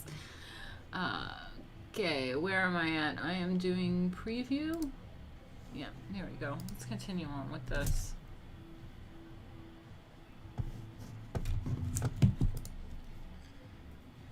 Alright, got like 15 more minutes, guys, so let's do that. And let me know if you want to help me reach my goal this week by going to Streamlabs. Thank you. What do you do for a living? I wipe the king's asshole.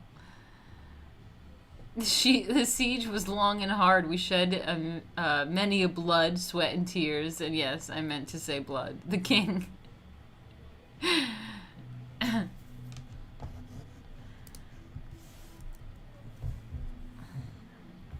A foreign star. Okay. Bishop John Fisher, a Catholic loyalist, was beheaded for refusing to help Henry VIII divorce Catherine of Aragon. He appears vividly before us here thanks to Pietro Torrigiano, a celebrated Florentine who came to England to sculpt loyal tombs and the king and the kinds of portraits favored by the Italian elite. In the 16th century, foreign artists began to arrive with skills far superior to those found locally. Their formal training positioned them as holders of coveted technical and artistic secrets. Something that, you know, again, this is what artists actually were about. Artists back in the day were actually really respected because they had a technical skill and a craft that no others could really do, and it was really highly respected. But nowadays, when you say artist, people go, okay, so what's like your real job? And they think it's just some silly gobbledygook bullshit. But yeah, back in the day, it was like highly respected.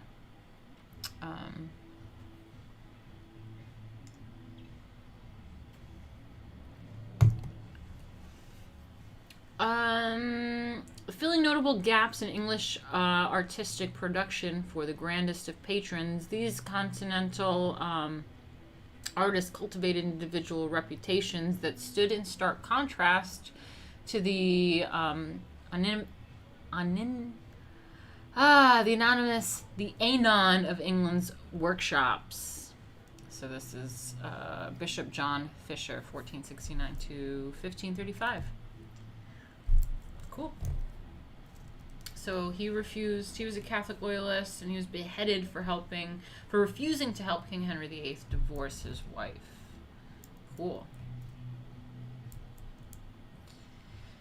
So British art and design. Creative risks, artistic choices, leaps of imagination, and ventures for profit. The Met's wide-ranging collection of British art and design from 1500 to 1900 captures a bold entrepreneurial spirit and complex social and political history. The objects here embody a complicated past shaped by a commercial drive that developed among artists, manufacturers, and retailers over the course of 400 years. This is the story of a rising economy fueled by global trade and the expansion of the British Empire. A time when innovation and industry yield both financial rewards and a defining national confidence. It is also a chronicle of brutal colonialism and exploitation. Ouch! Ouch. They just inserted a little bit SJWism. So it looks like they show a map here of the expansion of the British Empire, which they should be proud of, but are often shamed, as in this chronicle of brutal colonialism and exploitation. Man, look at the they got Africa there. What the fuck? They got all that shit in North America? I didn't know that. I didn't even know Canada was a British colony until like a few years ago. But all this shit, holy crap. I guess that's all Canada, right? I don't know. I don't even know. Interesting. Yeah.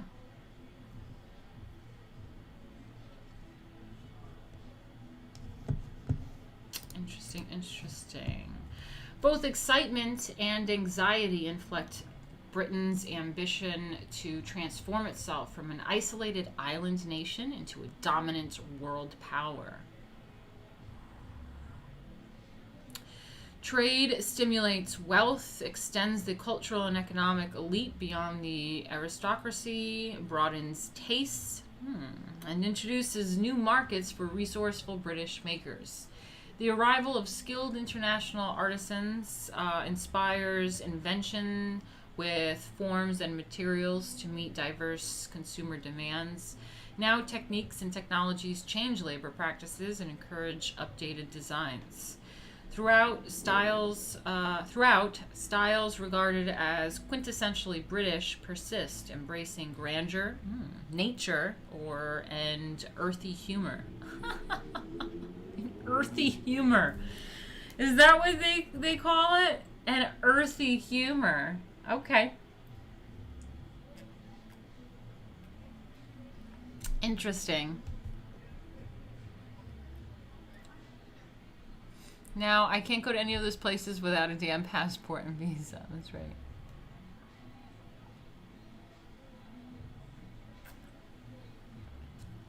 We didn't conquer, Jay, says Mystery Rob. We brought our unique ideas and technology. It's true. Yeah, I'm glad we have Stephen and Rob in here. Do we still have Frank? Did Frank bounce out of here? Let's get all the Brits in here for talking about this. I may revisit this a little bit another time, but we'll see. So as you explore this chronological installation, consider these objects from the maker's point of view. A real ingenuity underlies their artistic decisions, a clever juggling of patron, price, and production. Local pride accompanies global ambition, imperatives that continue to inform the modern political, creative, and economic landscape.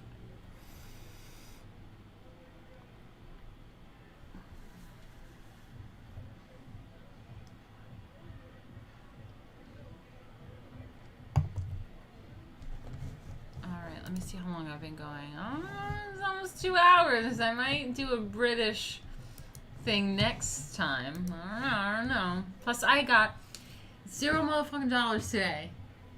0. Could have done some other shit, like work on my comic book. I even got dressed up today. People are like, all you need to do is be a girl and have tits, and you'll make money online. And it's like, I'm gonna fucking put a crown on. I put a crown on and I'm gonna have a smoke.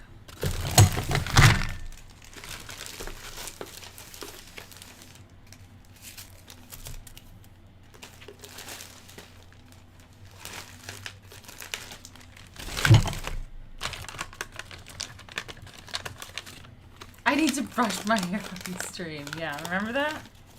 Man, that was a while ago too.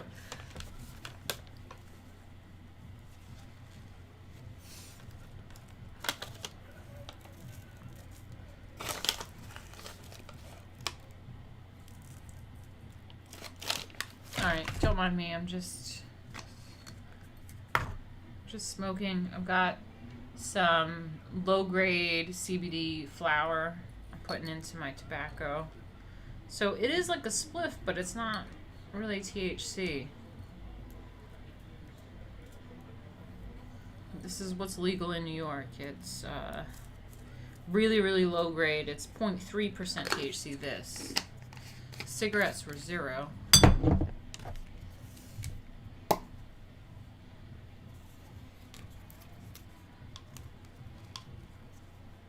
Hey, nation state. Oh, we got the Brits out for all this. I can't believe you guys are up late for this. It's amazing. It's like pretty late for you guys.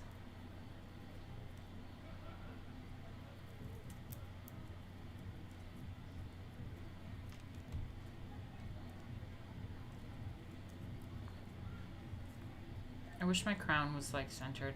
I can't deal with it right now.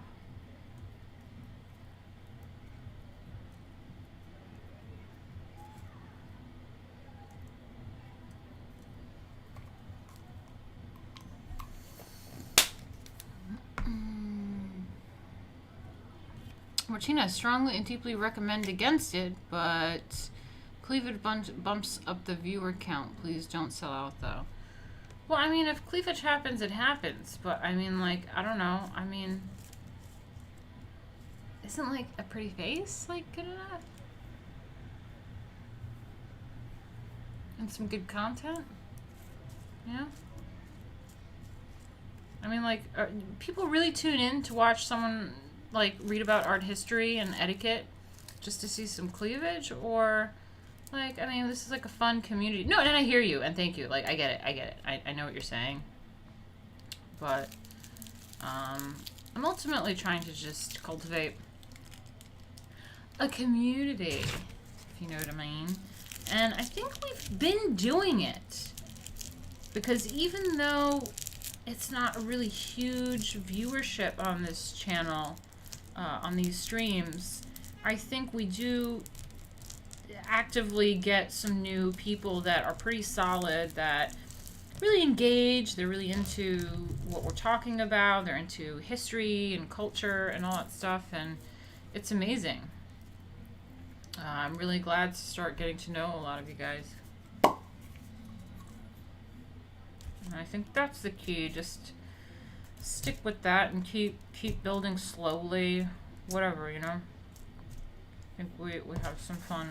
I think we have fun on these things. We always learn something. I do.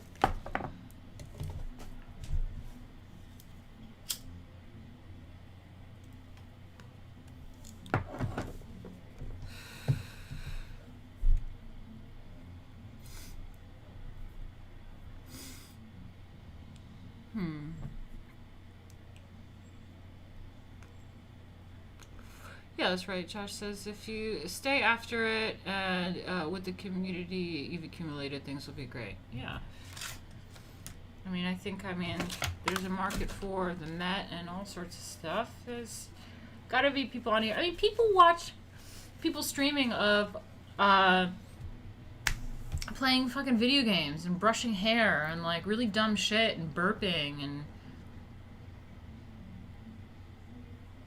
I really don't see why people would tune in to watch any of that stuff. I would not want to watch someone play a video game. I don't care how interesting they are. So I think for us that do like art and culture and stuff like that. Oh, I gotta stop shitting on gamers. I'm sorry. But it's not gamers. It's watching people play games that weirds me out.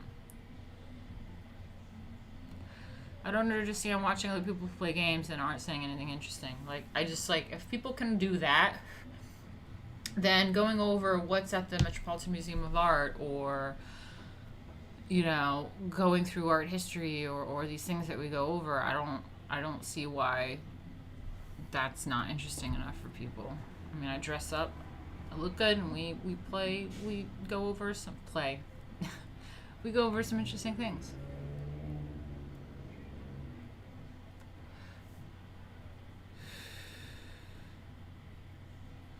Yeah, I know, and that's actually my point, It's Not Crime, who said, I felt the same about games, but started watching them on Twitch, more about the person than the game.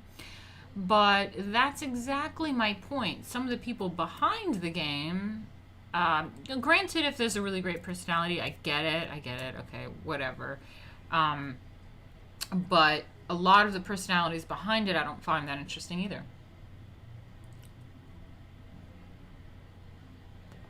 I don't think that anything they're saying or doing is like worth my time. It's like so brain dead. I'm like,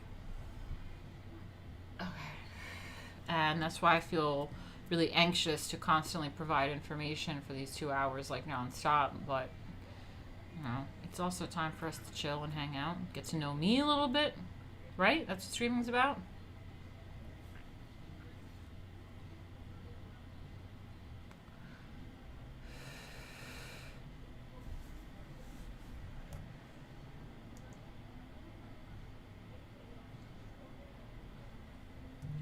All right, I may continue this British stream later because there is a lot to go over, and I do want to stop soon.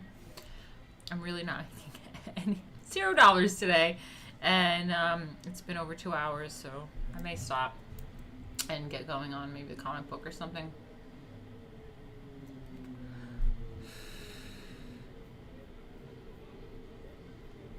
Aw, thank you, Jay.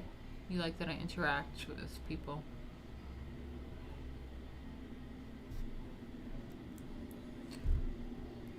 Oh, we got a lurker in here that spoke up to say hi to Rob. That's so nice. So we have hierarchy.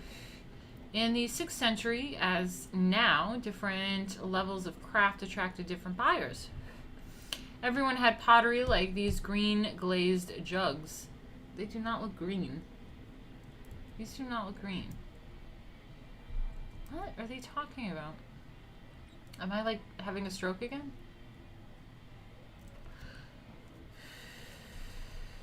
Let me put this out because I'm reading green, but I'm looking at white.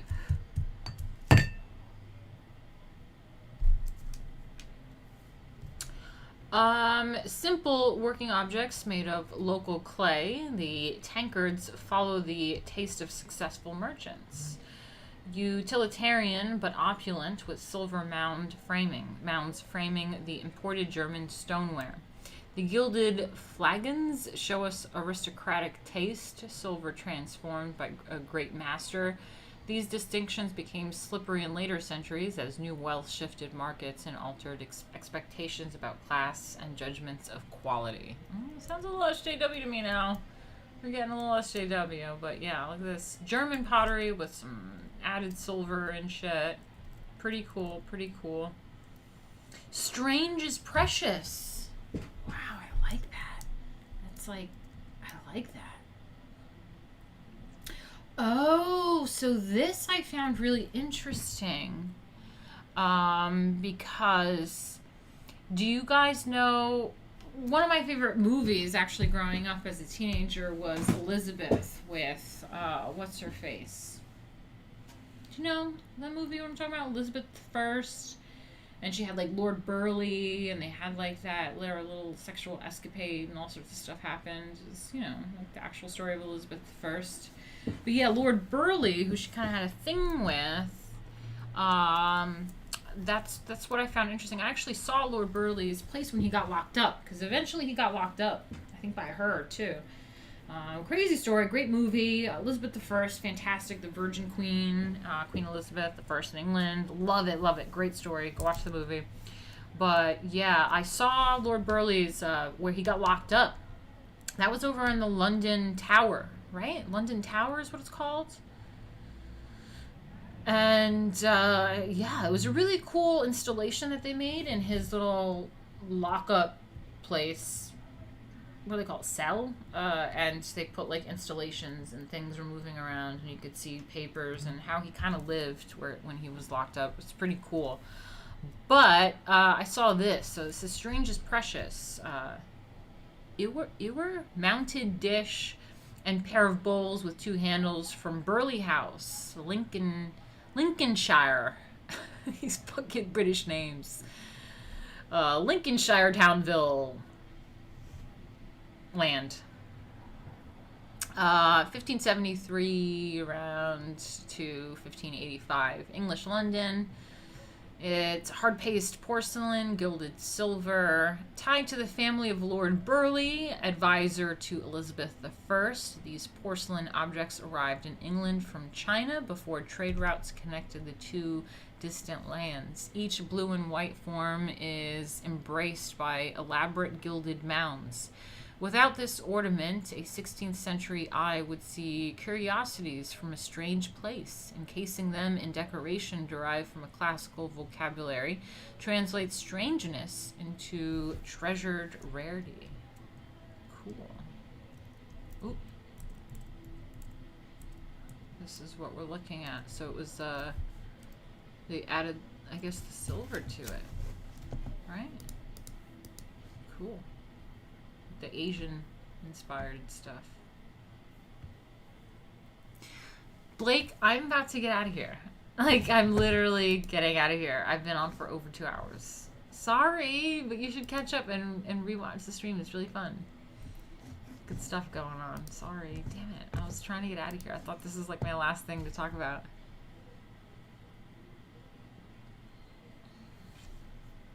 And Blake, by the way, some stuff that, oh, we got some selfies in here, some retard selfies that don't come out. Great. Fantastic. Fantastic. Yes. Yes, got the mask on. I was trying to slip it off for a second. The innovation race. There's all sorts of stuff to go on in here. Let me see. Oh, no, no, no. Oh, yeah, we got teapots.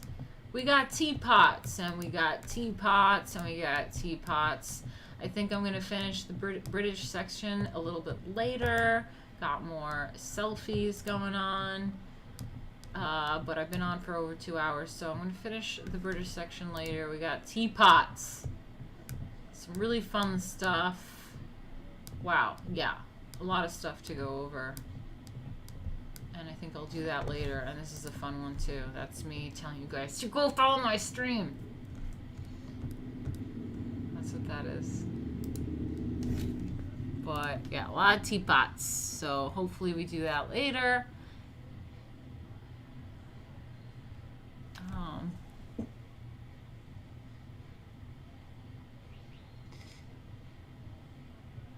No kidding, those are some beautiful teapots. They sure are. Could you imagine eating a curry out of that? Yeah. All right, guys, I'm getting out of here, but what's tomorrow? Saturday, I have a few things to do. I don't know if people are around. Are people going out on Saturday? Should I stream? Should I stream Sunday? I don't know. I have a gig on Wednesday. See, I could have been rehearsing. That's what I could be doing with my time. But yeah, thank you so much, and I'll see you guys later.